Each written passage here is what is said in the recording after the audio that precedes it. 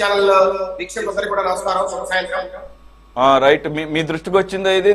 దీని గురించి ఏమన్నా స్టడీ చేశారా? ఇది ఈ రోజే లేటెస్ట్, కానీ మన అందరికన్నా కూడా తప్పేం లేదు దాన్ని వెలుగులోకి తీసుకురావడం. అయితే విషయం ఏంటంటే we can proudly say from city 24/7 మిగిలిన ప్రైమ్ ఛానల్స్తో కన్నా కూడా కంపారిటివ్గా I can proudly say that on record. మేము అమరావతిలో జరుగుతున్న నిర్మాణాలు కానీ పనుల మీద ఎక్స్క్లూజివ్గా చాలా ఎలాబరేట్గా కొన్ని నెలల నుంచి వీడియోలు పెడుతున్నాం. మా ప్రతినిధి గాలిబ్ ఆల్మోస్ట్ అక్కడే ఉంటున్నాడు. సో ఆయనకి కొంత అవగాహన ఉంది.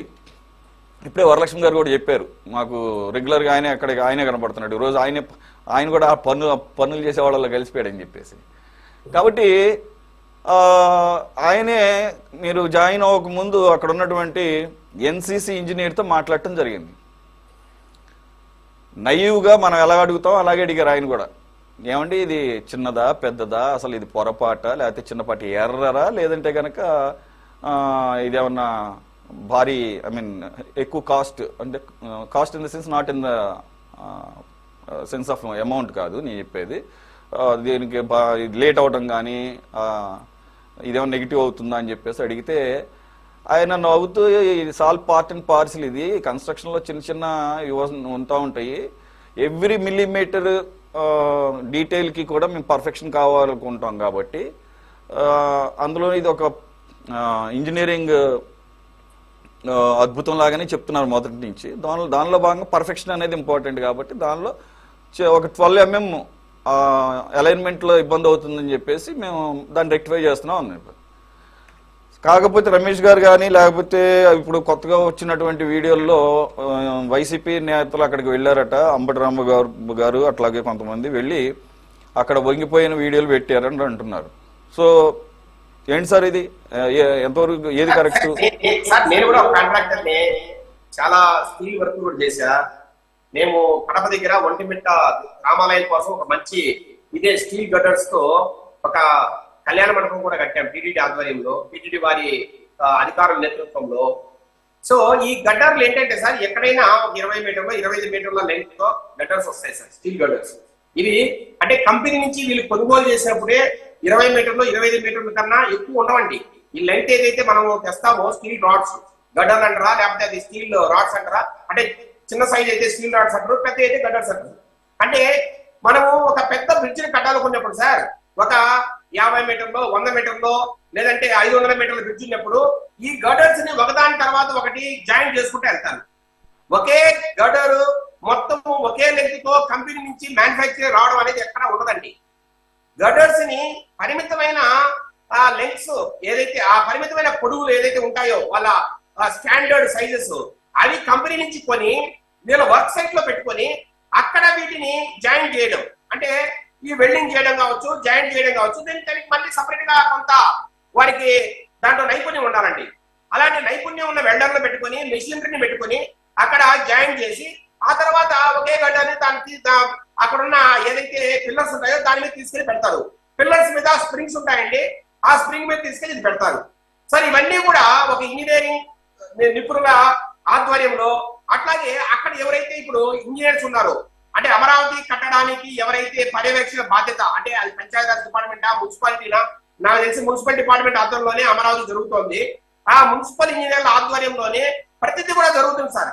ఎక్కడైనా చిన్న చిన్న లోపాలు ఉంటే కూడా మళ్ళా సరి చేసుకుంటారు సార్. ఇప్పుడు మేము కట్టినప్పుడు కూడా ఎన్నో దగ్గర జాయింట్ ఊడిపోవడం కావచ్చు, లేదా జాయింట్ల దగ్గర అంటే ఎప్పుడైతే వెల్డింగ్ చేస్తామో ఆ వెల్డింగ్లు కొంత సరిగా చేయకపోవడం, ఆ టాకాలు అంటారు సార్, ఆ టాకాలు సరిగా వేయకపోవడం వల్ల కావచ్చు, లేదంటే ఎక్కడైనా చిన్న చిన్న బరువులు ఎక్కువ కూడా కావచ్చు, కొంత బెండే మాట వాస్తవం సార్.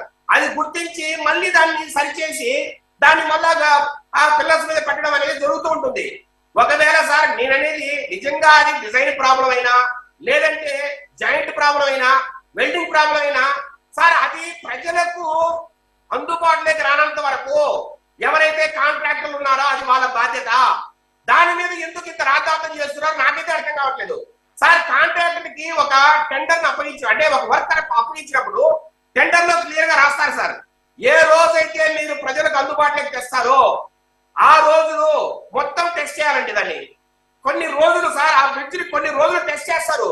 ఆ బ్రిడ్జ్ మీద కొన్ని వాళ్ళ సొంత వెహికల్స్ కావచ్చు, లేదా రకరకాల అంటే అది ఖచ్చితంగా తట్టుకుంటాయా గడ్డర్స్, లేదంటే పిల్లర్స్ ఏమైనా కింద వంగుతాయా, ఇవన్నీ కూడా టెస్టింగ్ లో భాగం సార్ అవి. అవన్నీ టెస్ట్ చేసిన తర్వాతనే దానికి కొన్ని స్పెసిఫిక్ మెథడ్స్ ఉంటాయి. ఆ టెస్టింగ్ కూడా స్పెసిఫిక్ మెథడ్స్ ఉంటాయి. ఆ మెథడ్స్ ఉపయోగించి టెస్ట్ చేసిన తర్వాతనే అప్పుడు ట్రాఫిక్ వదులుతారు ఆ రోడ్డు మీద, లేదంటే ఆ బ్రిడ్జ్ మీద. అంతవరకు సార్ ఎవరిని వదలరు. కాబట్టి ఇక్కడ ఎక్కడ వైసీపీ నాయకులకు ప్రాబ్లం ఉందని నాకైతే అర్థం కావట్లా. అట్లాగే ఒకసారి అందుబాటులోకి వచ్చిన బ్రిడ్జి తర్వాత 2 సంవత్సరాలు కాంట్రాక్టర్ వ్యారంటీ పీరియడ్ ఉంటుంది సార్. ఆ వ్యారంటీ పీరియడ్ లో కాంట్రాక్టర్ ఎక్కడైనా చిన్న లోపాలు ఉన్నా కూడా, లేదంటే ఎక్కడైనా మెయింటెనెన్స్ ప్రాబ్లమ్స్ ఉన్నా అవన్నీ కూడా రెక్టిఫై చేస్తారు. 2 సంవత్సరాల వరకు కాంట్రాక్టర్ బాధ్యత. కాంట్రాక్టర్ తన సొంత డబ్బుతో అవన్నీ కూడా రిపేర్ చేయాలి, లేదంటే ఎక్కడైనా లోపల సరిదిద్దాలి. మరి ఇట్లా ఉన్నప్పుడు మరి ఎందుకు ఈ చిన్న విషయాలు పట్టుకుని వైసీపీ నాయకులు ఇంతగా రాద్ధాంతం చేస్తున్నారు సార్? ఎక్కడైనా ఒక రోడ్డు వేస్తూ ఉంటారు, తర్వాత అక్కడ మట్టి తోలి ముందు మట్టిని దాన్ని లెవెల్ చేసి దాని మీద ఒక రోలర్, ఏదైతే ఈ మన రోలర్స్ అంటారు సార్, మట్టిని కాంపాక్ట్ చేయడానికి రోలర్స్ ఉపయోగిస్తారు, కాంపాక్ట్ రోలర్స్ అంటారు. ఆ రోల్ చేస్తారు. ఒక రోల్ చేసినప్పుడు సార్ కింద ఒక్కొక్క దగ్గర భూమి సరిగా లేకపోతే కొంత ఒక్కొక్క దగ్గర వేసిన మట్టి కొంత డౌన్ అవుతుంది, అంటే అన్ఈవెన్ సెటిల్మెంట్ అంటారు దాన్ని. అట్లాంటివి ఎన్నో జరుగుతూ ఉంటాయి సార్. రోడ్ల నిర్మాణంలో కావచ్చు, లేదంటే బిల్డింగ్ల నిర్మాణంలో కావచ్చు, చిన్న సమస్యలు వస్తూ ఉంటాయి.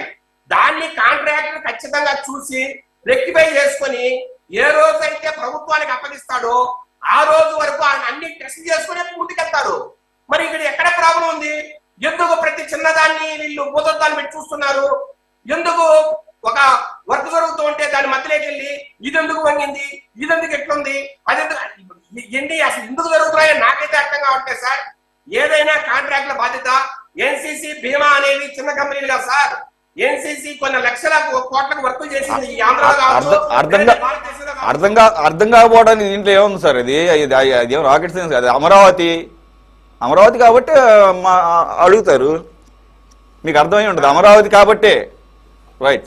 అమరావతిలో ఏ చిన్న తప్పు జరిగినా దాన్ని భూతత్వంలో చూపించడము, ఎవరో ఒక రైతు నాకు సరిగా భూమి ఇవ్వలేదు, నాకు ఇంకా భూమి రాలేదంటే దాన్ని అందరూ 30,000 మంది రైతులు ఇబ్బంది పడుతున్నారని చెప్పడము, లేదంటే ఎక్కడైనా ఒక రోడ్డు కుంగిందనుకోండి మొత్తం రోడ్లన్నీ నాశనం చెప్పడము,